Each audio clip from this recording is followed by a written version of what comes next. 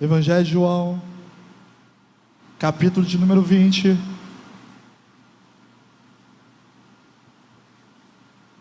Evangelho de João, capítulo de número 20. E o verso de número 25. Repito, Evangelho de João, capítulo 20, verso de número 25, que diz assim: Disseram-lhe então os outros discípulos: Vimos o Senhor. Mas Tomé respondeu: Se eu não vi nas suas mãos o sinal dos cravos, e ali não puser o dedo, e não puser a mão no seu lado, de modo algum crerei. Senhor Deus, essa é a tua palavra, Pai. Ajuda-nos, Senhor, a fazer aquilo que tu queres, Pai. Senhor Deus, que seja a sua mensagem ao coração do seu povo. É o que nós pedimos, agradecemos em teu Filho amado Jesus. Amém. Por isso sentar, irmãos. Qual o significado da cruz de Cristo para você? Qual o significado da cruz de Cristo para você?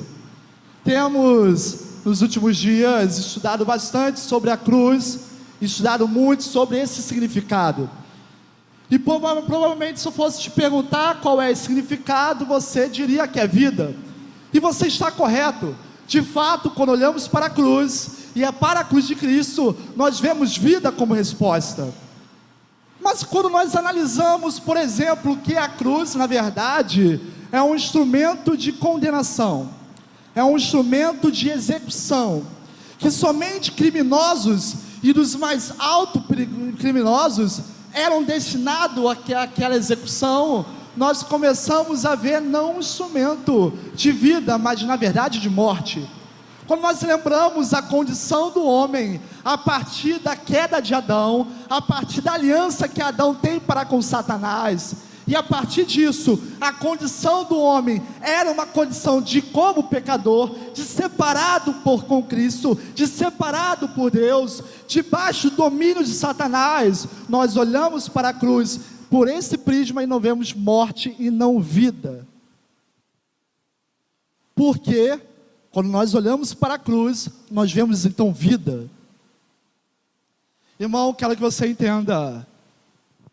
E é importante que na verdade nós entendemos que aquela cruz no qual Cristo estava, ela era para mim. Ela era para você. Nós éramos os condenados. Nós éramos aqueles que estávamos privados da vida. A cruz era como hoje eu posso imaginar, talvez uma forca, talvez uma fogueira, talvez uma cadeira elétrica, e que era destinada exatamente para aquele que não tinha mais direito de salvação. Mas eu quero te falar que um dia Cristo escolheu a vir à terra. E escolheu trocar de lugar. Era para você estar na cruz, mas Ele resolveu trazer o Evangelho. E Evangelho significa boas novas, correto? E boas novas seria uma boa notícia? Então Jesus chegou para você, que estava destinado à morte, e falou: eu tenho uma boa notícia, eu vou no seu lugar. A cruz não era para Ele. A Bíblia diz que Ele era o cordeiro sem mácula, o cordeiro perfeito. A Bíblia diz que Ele era o cordeiro que tira o pecado do mundo. Mas entenda, eu era merecedor de estar lá, Ele não, mas Ele escolheu ir no meu lugar. Quando eu lembro de Cristo vindo e se fazendo maldito por mim, e se fazendo maldito por você, e ter estado com os homens, e ter feito aquilo que o Evangelho do Reino de Deus pedia, e ter sido preso ao madeiro, e ter sido preso aos cravos, ter sido fincado em sua cabeça os espinhos, e quando eu penso que naquela sexta-feira Ele iria morrer, eu continuo tendo morte quando olho para a cruz e não vida. porque aquela sexta-feira representaria o Cristo vencido, a morte triunfante. Mas existe uma boa notícia, existe algo além da sexta-feira, existe algo além de um silencioso sábado, existe o terceiro dia. Interessante falar sobre o terceiro dia que, quando Cristo morre, os principais sacerdotes e alguns fariseus ficaram preocupados. Exatamente preocupados porque Cristo prometia voltar ao terceiro dia. Eles não estavam preocupados com Cristo de fato ressurgir, mas estavam preocupados com a promessa. Qual a promessa de Deus na sua vida? Quais são os efeitos da promessa de Deus na nossa vida? Eles estavam preocupados com a promessa. Eu quero te falar, existe uma promessa sobre a sua vida. E essa promessa é uma boa nova, é uma boa notícia. É que ao terceiro dia, quando você olhar para a cruz, você não enxerga a morte, mas que na verdade, você vai chegar a um túmulo vazio. Na verdade, você vai chegar a pedra removida. Na verdade, você não vai chegar que os guardas estavam lá. Na verdade, você vai encontrar, não um Cristo morto, mas ressurreto, um Cristo vivo, para que você, quando olhasse para a cruz, pudesse enxergar a vida. Exatamente sobre o terceiro dia, algumas mulheres resolveram se visitar o sepulcro. Algumas mulheres resolveram, talvez, fazer a sua última homenagem. Sua homenagem póstuma, talvez. E elas esperavam chegar o seguinte cenário: pedra, guardas, túmulo e o Jesus morto. Interessante dizer sobre isso que é o seguinte: se existia alguém especialista em ressurreição, era o próprio Cristo. Porque eu posso lembrar de Lázaro, eu posso lembrar do filho da viúva de Naim, eu posso lembrar da filha de Jairo. Era impossível, na verdade era improvável, mas não impossível. Aquelas mulheres esperavam o seguinte cenário: pedra, guardas, túmulo, Jesus morto. Repito, elas esperavam o seguinte cenário: pedras, guardas, túmulo e Jesus morto. Mas quando elas chegavam lá, a pedra estava removida, não tinha guardas, mas tinha um anjo que dizia: o que você está fazendo aqui esperando morto? O túmulo está vazio, Jesus está vivo, Jesus está vivo, Jesus está vivo, Jesus está vivo. Não havia pedra para segurar Jesus, não havia guarda que pudesse contê-lo, não havia túmulo que pudesse aprisioná-lo. Ele era especialista em ressurreição, e ele cumpriu a sua promessa. O terceiro dia, ele estava vivo. Quais são os efeitos do terceiro dia na sua vida? Quais são os efeitos da vitória de Cristo sobre a morte? Quais são os efeitos de Cristo ter voltado ressurreto? Lembre-se, você era um pecador. Lembre-se, você era um condenado. Lembre-se, você estava separado de Deus. Quando Cristo vem e resolve trocar de lugar com você e padecer na cruz do Calvário, e não somente isso, ele ressurge ao terceiro dia. Ele muda o domínio sobre a sua vida. Se a sua vida estava debaixo do domínio de Satanás, hoje está debaixo do domínio de Deus. Se a sua vida era uma vida de pecado, hoje você tem a libertação para o seu pecado. Se a sua vida era de separado de Deus, hoje você pode entender que há uma nova aliança para contigo. Se antes você era inimigo de Deus, hoje você é filho de Deus. Você consegue entender isso? Você consegue entender qual foi o efeito direto daquela promessa?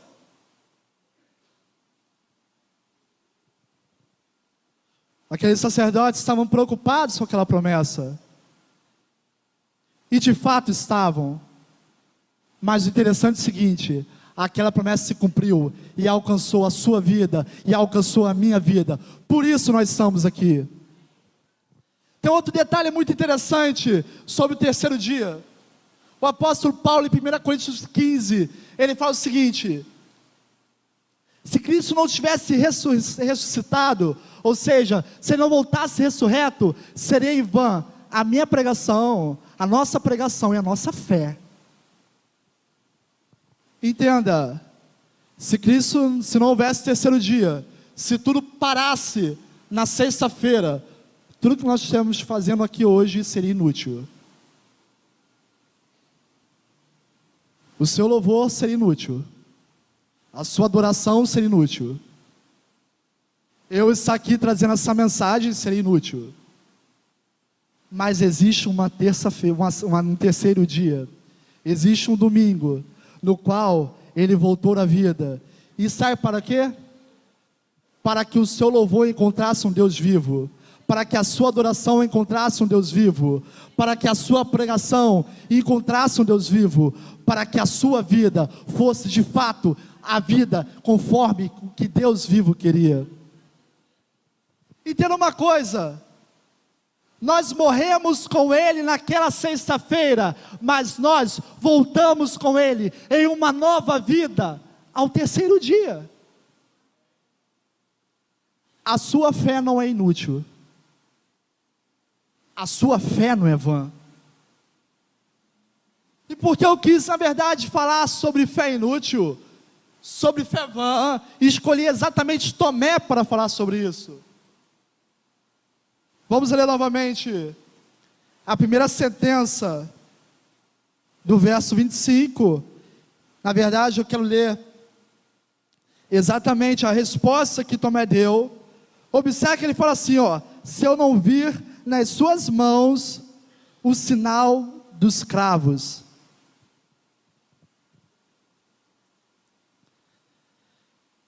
Se eu não vir em suas mãos o sinal dos cravos.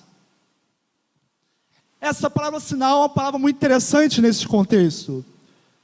Porque um dos significados da palavra sinal é exatamente uma mensagem que pode transmitir um conhecimento ou que pode transmitir um reconhecimento.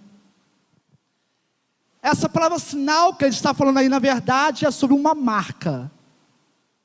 Marca nos lembra distinção. Ou seja, eu poder se algo é ou não é. O que na verdade Tomé queria era ver uma marca na mão de Cristo. E falar sobre marca também é bem interessante. Você deve lembrar, e talvez você já deve ter visto algum filme policial, talvez, em que nesses filmes há alguma investigação em função de um crime realizado. E uma das ferramentas para o legista ou para o perito identificar como aquele crime aconteceu pode ser uma ferramenta que emite, que propaga a luz negra. Essa ferramenta, na verdade, é para tornar visível aquilo que a olho nu está oculto. Na verdade, eles querem encontrar alguma marca, alguma impressão. Impressão, marca, talvez te lembre uma impressão digital. Para que uma impressão digital serve? A impressão digital serve para que eu tenha uma identidade.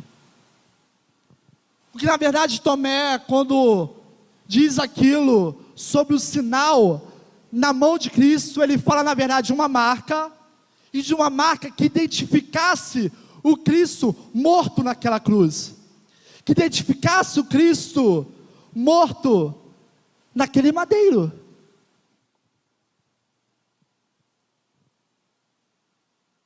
Eu vou usar uma frase aqui, uma palavra na verdade para Tomé. A gente fala que Tomé era incrédulo, e Tomé foi taxado por isso. Mas Tomé não era apenas incrédulo, ele era medíocre. Desculpa, irmão, mediocridade é uma palavra forte. De fato é, e eu me sinto incomodado com ela. Eu tenho certeza que você também se sente incomodado. Mas ser medíocre não é aquele que é um fracassado. Ser medíocre não é aquele que não consegue fazer algo. Não é aquele que é um deficiente. Na verdade, ser medíocre é aquele que está na média. É aquele que faz o que todo mundo faz. Você já deve ter ouvido a expressão fé igual de Tomé. Já? Eu já. Ou talvez a expressão só acredito vendo. A verdade é que a ação que Tomé, a atitude de Tomé, a resposta de Tomé, a reação de Tomé é mais comum do que nós imaginamos. Precisamos afastar o eu medíocre, o eu incrédulo. A incredulidade de Tomé nada mais era do que um fruto da sua mediocridade. Repito, falar sobre mediocridade é um pouco pesado. De fato, eu me sinto incomodado quando ouço essa palavra, mas se nós formos analisar, nós somos muito mais medíocres do que nós imaginamos. Talvez fazer aquilo que somente o seu patrão pede, ou talvez apenas tirar aquela nota que é suficiente para que você seja aprovado, ou talvez fazer algo porque todo mundo faz. Deus tem chamado pessoas para a excelência, servos para a excelência, e não para aquilo que todos fazem. Deus quer que você se afaste da sua mediocridade e alcance uma excelência, e uma excelência na sua fé, porque aquele que é medíocre tem uma fé inútil.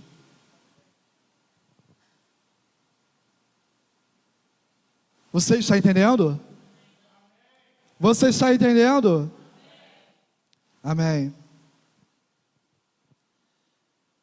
Interessante exatamente falar sobre mediocridade e a busca pela excelência na fé, porque a própria Bíblia tem muitos exemplos disso. Um exemplo que eu poderia te dar, por exemplo, é de Bartimeu.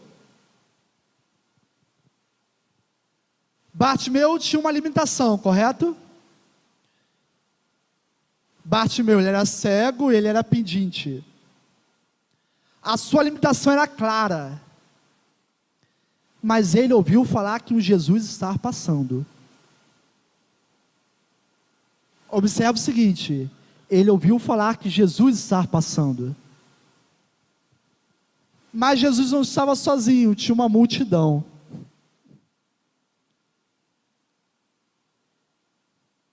Bartimeu tinha uma limitação, e existia uma multidão, só que a multidão se contentou em ver, se contentou em assistir, se contentou em presenciar.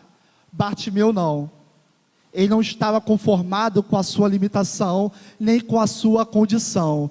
O que ele resolveu fazer? Ele resolveu gritar: Jesus, ó filho de Davi, tende compaixão de mim. Jesus, ó filho de Davi, tende compaixão de mim. Jesus, ó filho de Davi, tende compaixão de mim. Entenda uma coisa, ele fez o que ninguém estava fazendo, ele fez o que ninguém estava disposto, ele fez exatamente o que era o diferenciado.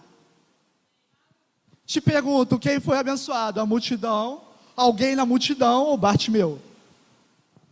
Você já sabe a resposta. Você não foi chamado para ser multidão. Você foi chamado para ser como Bartimeu, para vencer a sua limitação e alcançar uma fé excelente, capaz de trazer salvação. Uma coisa interessante, você vai ver muito na Bíblia a palavra fé linkada com salvação, e vou chegar lá daqui a pouco. Posso dar, por exemplo, outro exemplo, caso você não esteja confiante no que eu dei. Mas, por exemplo, você deve lembrar de uma mulher que sofria uma hemorragia. E aquela mulher tinha uma limitação clara que já durava muitos anos. Assim como Bartimeu, ela ouviu que Jesus estava passando. Ela ouviu falar de uma fama de um tal Jesus que curava. E de fato Jesus estava passando, mas ele não passava sozinho, novamente tinha uma multidão. Tinha uma multidão e ainda tinha um pedido ainda emergencial, no qual Jesus estava indo atender. A multidão se contentou em acompanhar Jesus, em ver Jesus, se contentou em assistir tudo aquilo acontecendo, mas aquela mulher, ela estava inconformada com a sua situação, com a sua limitação. Te pergunto, quem foi abençoado? Quem estava na multidão olhando, assistindo, ou aquela mulher que resolveu tocar?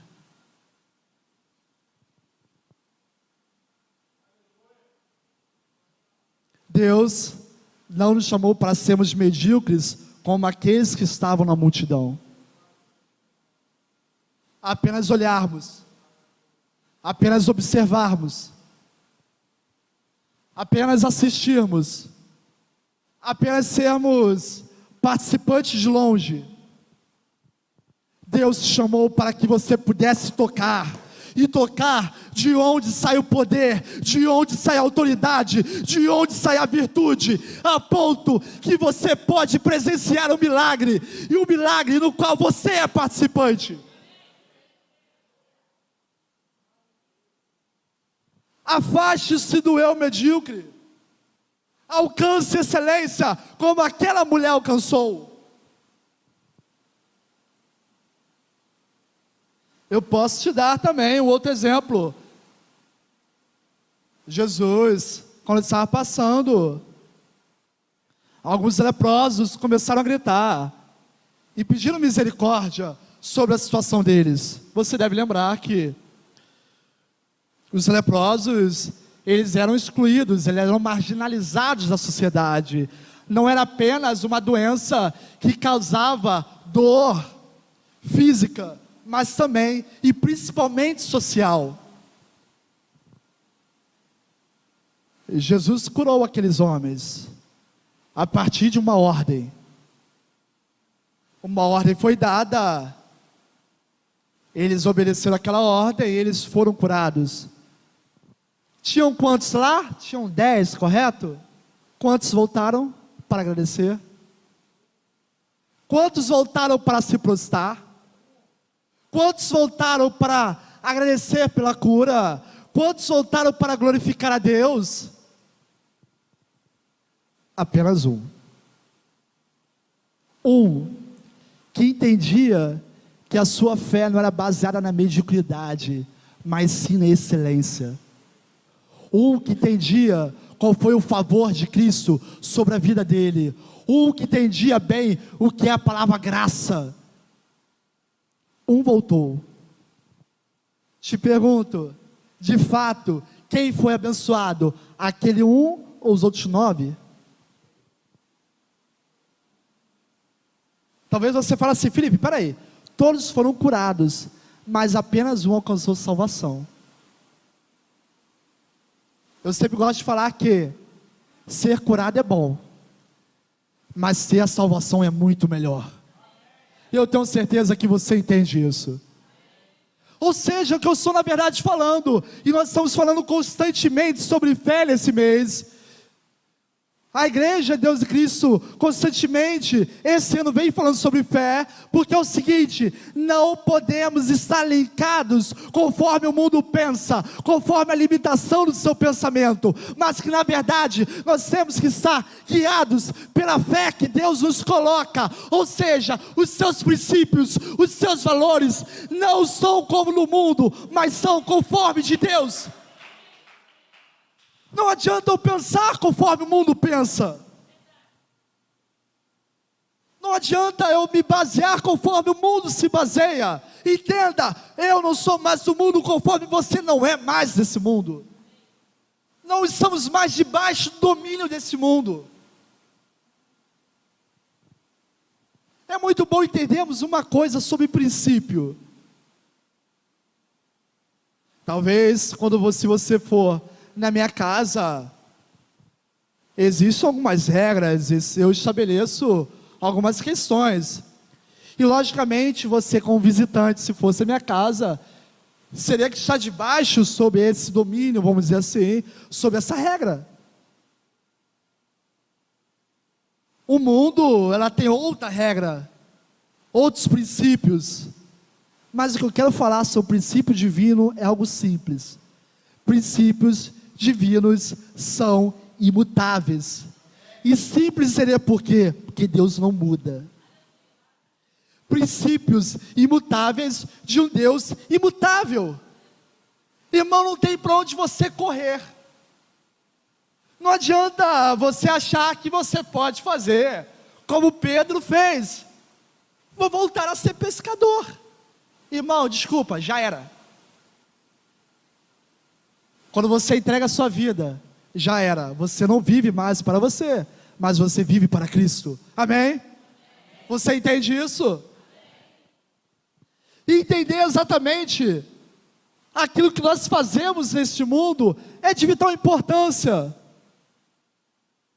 Não adianta, irmãos, nós brincarmos de um clube, brincarmos de um social, porque o céu é real. Eu já estou com 30 anos e já me considero um pouco velho.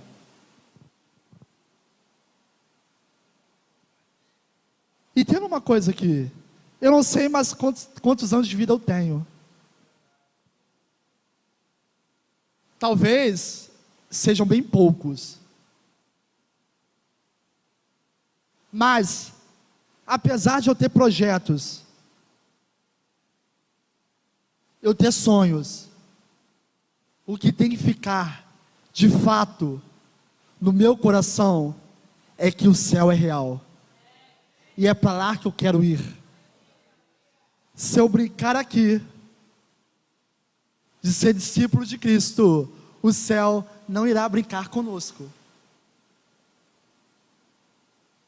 É pesado, irmão, eu sei que é. Mas o evangelho, como de vez em quando diz o pastor Júlio, ele é radical. Ele é pesado mesmo. Ele é pelo seguinte, para te separar de Satanás e te linkar com Deus. Isso tem que ser radical. Não pode ser apenas passando a mão na cabeça. Eu acho que você entende isso. E exatamente falar sobre fé em um mundo no qual nós estamos, é nós observarmos a decadência dos valores mundanos. É nós observarmos a decadência do homem. É nós analisarmos exatamente como a sociedade está corrupta. E eu te pergunto, você tem se corrompido por essa sociedade? Ou na verdade o que você tem feito é ser luz no meio das trevas? Eu preciso fazer essa autoanálise. Será que eu estou sendo luz ou estou me contaminando? Não há mais salvação para aquilo que é de Satanás, mas há salvação para aquele que ergue as suas mãos e declara que só o Senhor Jesus é santo, só Ele é salvador, só Ele liberta, somente Ele pode nos dar vida e uma vida eterna. Precisamos começar a nos afastar de fato daquilo que nos liga em relação ao mundo. Nos afastar de fato daquilo que nos liga de quem nós éramos.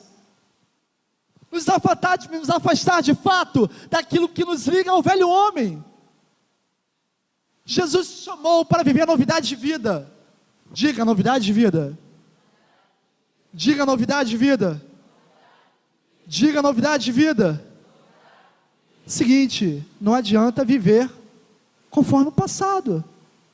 Tudo se fez, Tudo se fez? Tudo se fez novo.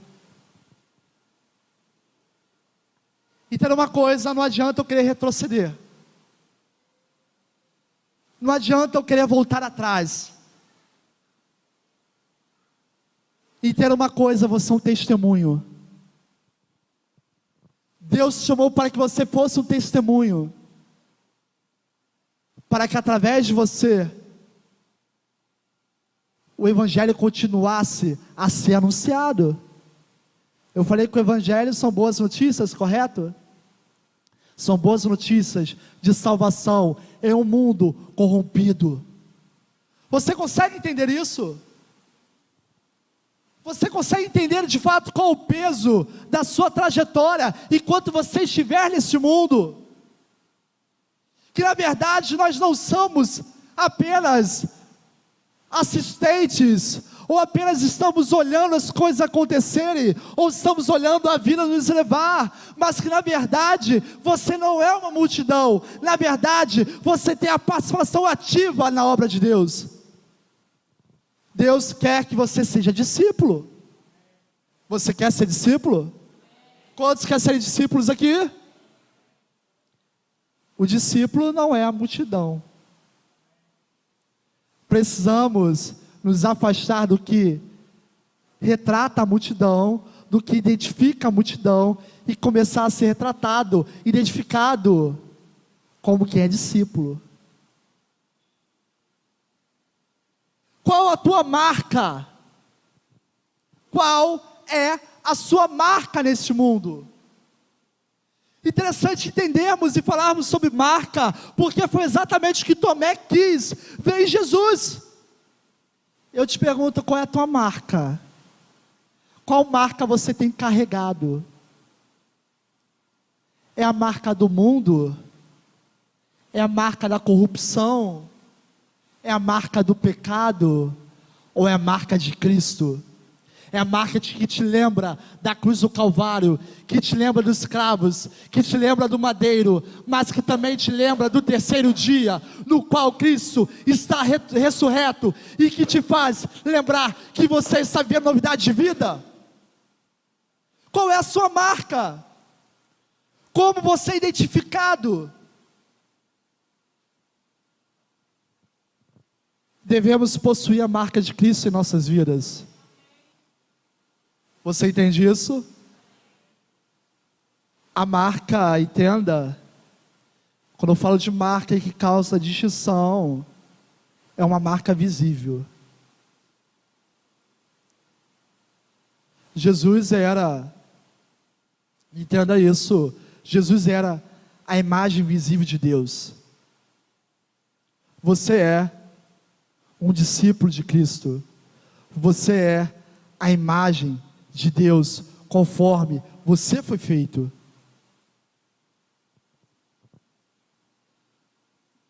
Tomé era um incrédulo, e de fato era. Tomé era um medíocre, e de fato era. Mas vamos continuar lendo o texto para você entender aonde que você se encaixa na história. Observe o verso 26 do capítulo 20.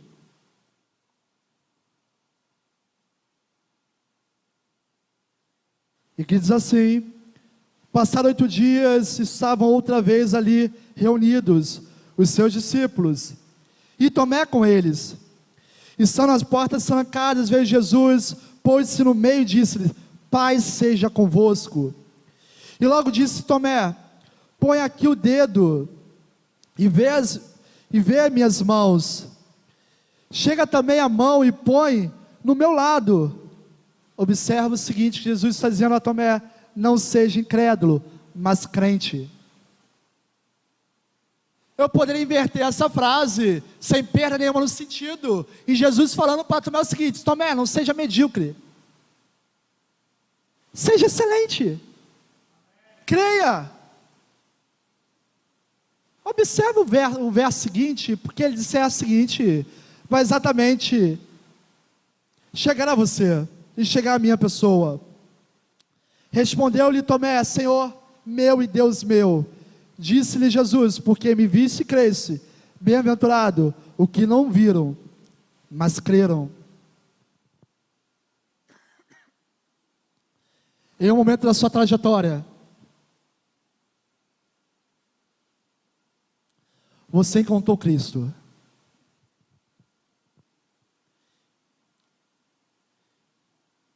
Em um momento da sua trajetória, você encontrou Cristo. Era um momento que você estava se destinando à morte. Eu até usei uma analogia hoje, vou usar novamente. Você estava se caminhando, vamos dizer aqui, a cadeira elétrica. Você era o condenado. A cruz era para você. Talvez você já poderia sentir a dor dos cravos. Ou talvez você já poderia sentir que a morte era uma questão de tempo. Mas aí chegou Jesus na sua vida e falou: deixa que eu vou no seu lugar.